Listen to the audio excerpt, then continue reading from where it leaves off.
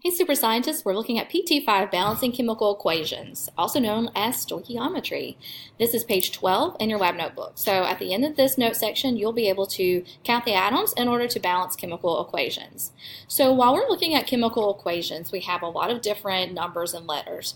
And you can kind of use the analogy of texting. So when you text somebody, you may use some different abbreviations like you see here on the screen. Like if I type LOL, then we know that means laugh out loud. Or THX, that means thanks. So that is kind of a way to think about with chemical equations, how we use those chemical formulas, telling you the different elements that are involved and in the specific ratio in which you will find them. So chemical equations are going to use chemical formulas and the abbreviations, just like we were talking about with texting, and it's going to use symbols instead of words. So we use the different letters, uppercase and lowercase letters, and we also use subscripts and coefficients. And those letters and numbers help us to understand what different elements and the specific ratio in which they're involved in specific chemical formulas that you're going to find in each equation. So that's just like this example text here. What does IDK, LY, and TTYL mean? I don't know. Love you. Talk to you later. Okay, I'll ask your sister. So in order to understand what's going on, you have to understand the chemical symbols, you have to understand the chemical formulas, and you have to know what's going on in that specific chemical formula in order to make sure that the equation is balanced. So looking at this example chemical equation here, we've got a couple different things going on. We have the reactants. The reactants are going to be on the left-hand side of the arrow. Anytime I look at a chemical equation, I always look at where the arrow is. So the arrow is right here, and it's kind of like the equal sign in an equation in math. So it divides the things you have on the left, which are the reactants, from the products that you have on the right. So the reactants are the things that are going to react together. They are going to be the things you have at the beginning of a chemical reaction. The product or products is going to be what you have after the reaction is done, what gets produced. So this is the product section for this chemical equation. So we have two products in this specific chemical equation. We also have our chemical symbols. So remember, if you have a capital letter, then that is chemical symbol for an element. And if you have a capital letter with a lowercase letter right beside it, that's also a chemical symbol. So in order to count the elements that are present, you're going to count the capital letters. You don't count the lowercase letters. The lowercase letter goes with the capital letter right in front of it.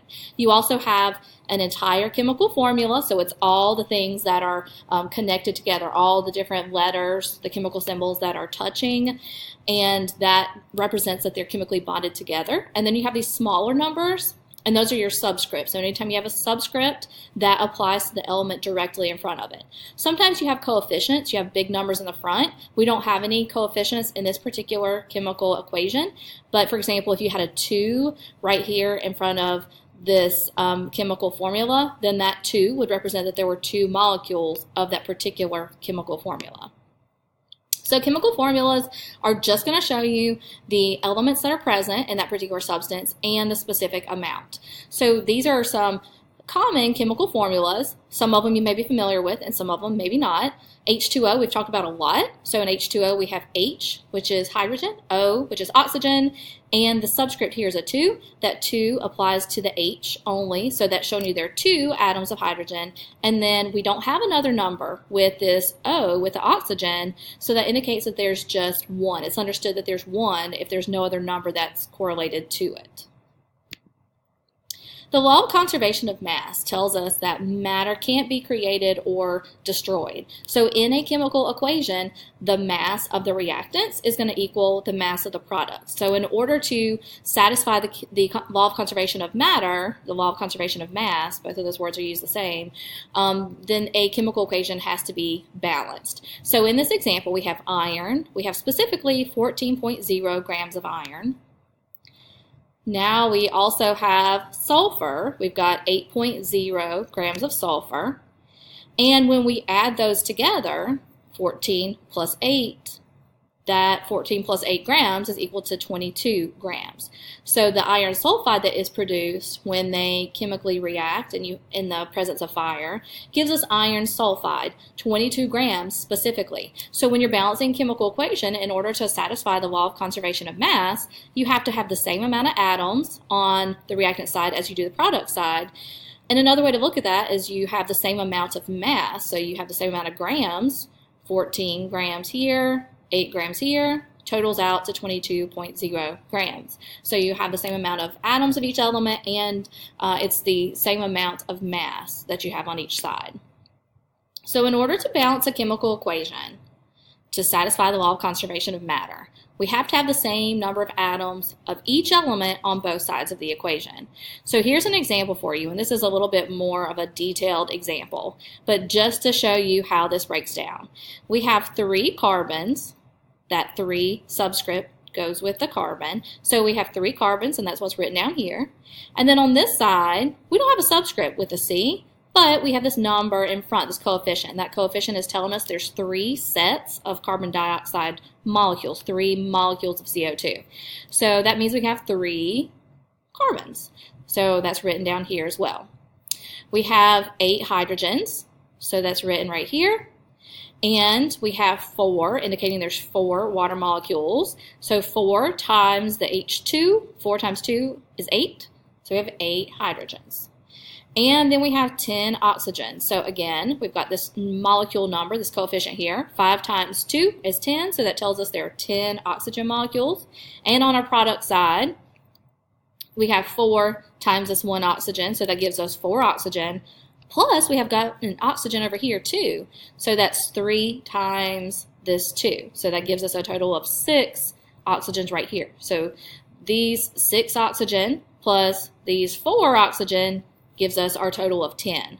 So when you're looking at a chemical equation, you're looking specifically at all the reactants and all the products. You're looking to make sure that all those things are balanced in the correct mass and the correct number of atoms. There's 3 different types of chemical reactions. One of them is synthesis. That's when things are put together. So your stem, syn, means together. That should be easy to remember. Syn means together. 2 or more elements are going to combine. So if you look at these little origami pictures over here, you've got a bunch of different shapes in this example, and they're all being put together to make this nice little swan shape. The second example of chemical reaction is decomposition. You may be familiar with the term decomposer. A decomposer is going to break stuff down. So when you have a decomposition reaction, compounds are going to get broken down. So if you look at these 3 pictures again, can you tell which one's decomposition? So it's this one right here. You've got the little origami cat. And then on the reactant side, it gets broken down. It's split into these shapes plus this as well, this little house shape. And a replacement reaction is going to be where atoms basically just trade places. So one element replaces another in a compound. So literally 2 elements are going to be trading places. And that's the last one we have here, the last example. So one at the top. So we have this orange piece by itself. And then on the reactant side, that orange piece is then coupled with the blue piece. So they're literally just trading out places. The green triangle is no longer with the blue piece. The green triangle is by itself because the blue shape has then paired with the orange shape. So replacement, they're just switching out places. So how do we go about balancing a chemical equation? So you're going to make sure you have the equation written down so you can look at it. So here is an example of a chemical equation. We have H2 plus O2, those are our 2 reactants, and that yields H2O. That's your product. You can see in this example, it's not balanced though. So let's count the atoms that we have present.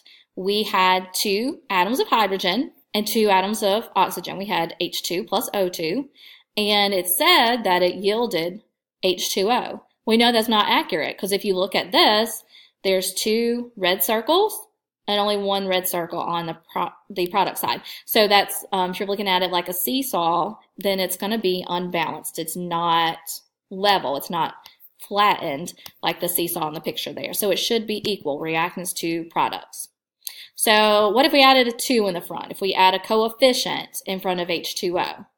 Well, then that would give us 2 molecules of water And then that means that this side is going to be heavy. So it's going to have too many hydrogens. It's got the right number of oxygen, but the hydrogen, the blue circles, little Mickey Mouse ears here, there are too many of them now. So now we need to look at the other side and see what we can do in order to get it balanced. So if we go back on this side, we can add another coefficient. We can add a 2 in front of the H2, and now that gives us 2 times the H2, 2 sets of H2. So that's 1, 2, 3, 4 blue circles, and 1, 2, 3, 4 on the product side. So now that is balanced. So whenever you're balancing a chemical equation, notice how we did not add any subscripts. We didn't add any small numbers. You can't add any small numbers because that's saying that the atoms are bonded together. And you can't magically just wave your little wand and make the atoms join together. That doesn't happen. You can add coefficients in the front. You can show that there are multiple sets of that particular substance, though. We're going to take a look at another example here. And a lot of times when you balance chemical equations, you're going to see examples where the atoms are actually drawn out into a visual to give you a sort of a model of what they might look like. So we have CH4 that's right here. We have 1 carbon, that's the black circle, and then we have 1, 2, 3, 4 hydrogens. Those are the kind of light gray circles. The red circles represent oxygen. We have 2 oxygen molecules, so it's diatomic oxygen molecules. So we have a total of 1, 2, 3, 4 oxygens. So we might predict that on the right-hand side for our products, we're going to have the same amount. When this reaction takes place, we end up having the same amount of those atoms. However, they're rearranged. So this is going to be a replacement reaction. We have 1, 2, 3, 4 red circles, so that equals our 4 oxygen. And we have this 1 black circle. We started out with the 1 black circle, so that represents our 1 carbon on either side. And then we know from having CH4 that we're going to have 4 hydrogens. So on this side, we have 1, 2, 3, 4 hydrogens, those 4 gray circles. So that chemical equation does satisfy the law of conservation of matter. Here's another example of a chemical equation to balance. So when we start these off, a lot of times what I like to do is draw a line down through the arrow because that represents your reactants and your products. Remember the arrow is just like an equal sign in math, separating the 2 sides of the equation.